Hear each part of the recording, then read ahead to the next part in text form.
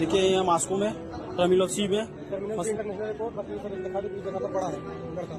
जौन वीडियो आप सब देखत तानी, जौन वीडियो में इ लइका नजर आ रहल बाड़न, इ लइका हमनी के सिवान जिला के बड़हरिया के रहे वाला बाड़न। इनकर नाम बाटे अनूप तिवारी और इनकर तबियत 6-7 दिन से खराब बा और इ मास्को एयरपोर्ट पे ऐसा ही लाचार अवस्था में पड़ल बाड़न। ना केहू देखे वाला बा, ना केहू सुने वाला बा।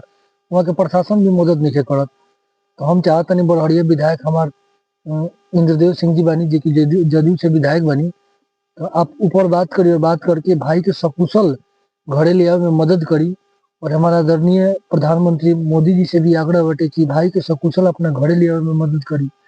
काहे कि एगो परिवार के लइका जब कमाए खातिर विदेश जाला तो परिवार के ऊपर क्या बीतेला इ सब कुछ जानता। खास करके अगर लइका के कोनो तबियत खराब हो जाए, कुछ हो जाला, तो परिवार के चिंता का होला कि उसे छुपल नहीं थी। तो हम चाहते हैं कि आप सब ये वीडियो के शेयर कर दी और शेयर करके वहाँ लोग तक पहुँचाई, ताकि वहाँ लोग भाई के घरे ले आवे में मदद करी।